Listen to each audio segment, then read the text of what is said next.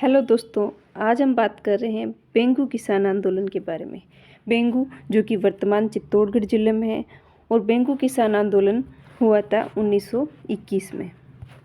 इसके बारे में आज हम बात कर रहे हैं।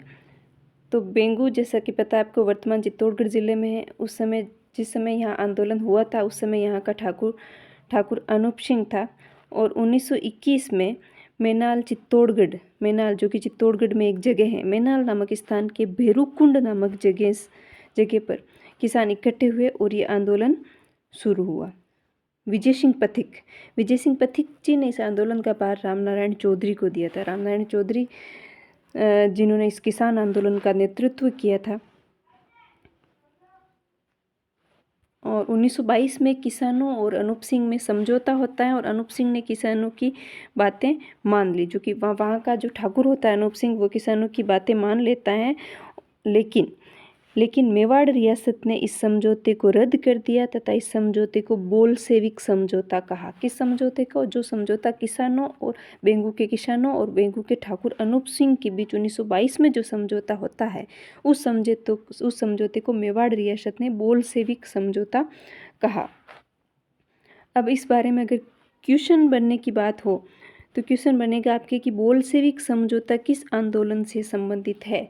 तो आपका आंसर होगा बोल्शेविक समझौता बेंगू किसान आंदोलन से संबंधित है। और अगर ऐसे पूछे कि कौन सा किसान आंदोलन बोल्शेविक क्रांति से लगातार प्रेरित या प्रभावित हो रहा था, तो वहाँ आपका आंसर होगा बिजोलिया किसान आंदोलन। बिजोलिया किसान आंदोलन जो कि विश्व का सबसे लंबा चलने वाला किसान आंदोलन था, जो कि 44 वर्षों तक चला था।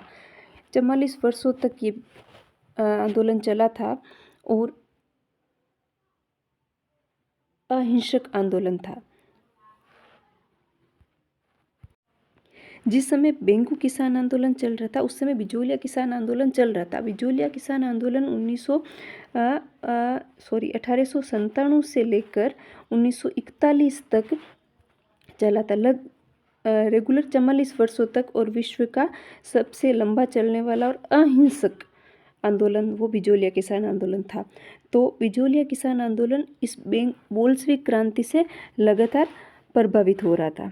ठीक है, तो फिर मेवाड़ रियासत ने ठाकुर अनूप सिंह को हटा दिया। क्यों? क्योंकि ठाकुर अनूप सिंह ने किसानों के साथ जो समझौता कर लिया था, लेकिन मेवाड़ रियासत को ये मंजूर नहीं था। तो मेवाड़ रियासत ने ठाकुर अनूप सिंह को हटा दिया और बेंगू ठिकाने को मुसलमान घोषित कर दिया तथा लाला अमृतलाल जो कि एक भ्रष्ट और दमनकारी होता है, उस लाला अमृतलाल को बेंगू का मुशरिम बना दिया। किसने? मेवाड़ रियासत ने। तो अगर क्वेश्चन ऐसे सीधा सीधा बने कि किस ठिकाने को मुसलमान घोषित किया गया, तो बेंगू ठिकाने को मेवाड़ रियासत द्वारा मुसलमान घोषित किया गया और बेंगू को मुशरिम बना दिया गया। लाला अमृतलाल को बेंगू का मुशरिम बना दिया गया। और आंदोलन न रुकने पर ट्रेंच आयोग का गठन किया गया, जो कि असफल रहा। तो अगर क्वेश्चन ऐसे बनता है कि ट्रेंच आयोग किससे संबंधित है, किस आंदोलन से संबंधित है, तो ट्रेंच आयोग बेंगू किसान आंदोलन से संबंधित है। तो इसकी अगर ट्रिक की बात करें तो जैसे कहते हैं कि बेगू सो ट्रे लेर आ, यानी कि जल्दी से ट्रे लेकर आ। तो जल्दी को राजस्थानी बोलते हैं बेगू। तो बेगू से बेंगू और ट्रे से ट्रेंच आयोग। तो ट्रेंच आयोग किससे संबंधित है, किस आंदोलन? तो ट्रेंच आयोग बेंगू किसान आंदोलन से संबंधित है। और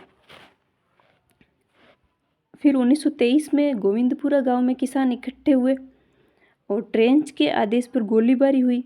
ट्रेंच आयोग गठित किया गया था, आंदोलन न रुका इसलिए। तो फिर ट्रेंच के आदेश पर गोलीबारी हुई। कहाँ? गोविंदपुरा गांव में, जहाँ किसान इकट्ठा हुए थे। और उस गोलीबारी में रूपा जी और कृपा जी नामक 2 किसान थे, वो शहीद हो गए। और पथिक जी को, यानी कि विजय सिंह पथिक को 1923 से 1927 तक बंदी बनाकर रखा गया। किस आंदोलन के तहत? बेंगू किसान आंदोलन के समय विजय सिंह पथिक को 1923 से 1927 तक बंदी बनाकर 1923 से 1927 तक बंदी बनाकर रखा गया। और इस किसानों की कुछ शर्तें मान ली जाती है और 53 लागों में से 34 लागें समाप्त कर दी गई। यानी कि 53 प्रकार के कर लगाए गए थे किसानों पर, लागें, वो उनमें से 34 लागें समाप्त कर दी गई। बेगार पर रोक लगा दी गई। बेगार क्या होता था कि काम करवा कर मेहनताना न देना, वो होती है बेगार। यानी कि उनसे काम भी करवा लिया जाता था, उनका जो मेहनताना था होता था वो भी उनको नहीं दिया जाता था, उसको बोलते थे बेगार। तो उस बेगार पर भी रोक लगाई गई बेंगू आंदोलन में, और 53 में से 34 लागें समाप्त कर दी गई। तो ये था बेंगू किसान आंदोलन। और इसमें अगर नेता की बात करें तो वो था रामनारायण चौधरी। रामनारायण चौधरी ने इस आंदोलन का नेतृत्व किया था, बेंगू किसान आंदोलन का। और विजय सिंह पथिक भी नेतृत्व करता थे, और ये हुआ था 1921 में, और ये चित्तौड़गढ़ जिले में है। और यहाँ का ठाकुर था अनूप सिंह।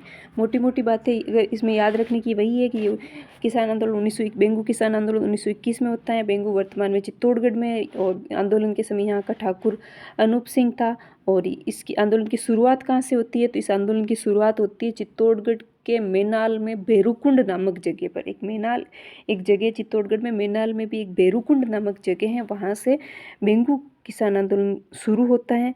रामनारायण चौधरी इसके नेतृत्व करता होते हैं, और फिर अनूप सिंह और किसानों के बीच समझौता होता है। अनूप सिंह मान लेता है उनकी बातों को, लेकिन मेवाड़ रियासत इस समझौते को रद्द कर देती है, और इसको बोल्शेविक समझौता कहा जाता है। तो बोल्शेविक समझौता किससे संबंधित है, तो बोल्शेविक समझौता बेंगू किसान आंदोलन से संबंधित है। और जो बिजोलिया किसान आंदोलन था, जो कि सबसे लंबा चलने वाला किसान आंदोलन और एक तरह से अहिंसक आंदोलन था, वो बोल्शेविक क्रांति से लगातार प्रभावित हो रहा था।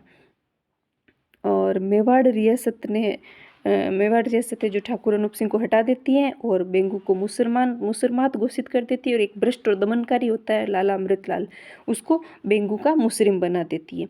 और आंदोलन न रुक फिर भी किसानों ने आंदोलन रोका नहीं। तो फिर आंदोलन न रुकने पर मेवाड़ रियासत ने ट्रेंच आयोग का गठन किया, और ट्रेंच ने गोविंदपुरा गांव में गोलियां चलवा दी, जिसमें रूपाजी और कृपाजी शहीद हो गए। और क्वेश्चन ऐसे बनता है रूपाजी और कृपाजी किससे संबंधित है, तो सीधा सीधा बेंगू किसान आंदोलन से संबंधित है। और फिर इस आंदोलन में फिर विजय सिंह पथिक जी को 1923 से 1927 तक बंदी बनाकर रखा जाता है। और इस आंदोलन में फिर किसानों की कुछ शर्तें मान ली जाती हैं, यानी कि 53 लागों में से 34 लागें समाप्त कर दी जाती है। यानी 53 प्रकार के वहाँ कर लगाए गए थे किसानों पे, उनमें से 34 कर समाप्त कर दिए जाते हैं, और बेगार प्रथा पर रोक लगाई जाती है। ये बेगार यानी काम करवा कर मेहनताना न देना। Thank you. मिलते हैं नेक्स्ट वीडियो में, तब तक के लिए जय हिंद जय भारत।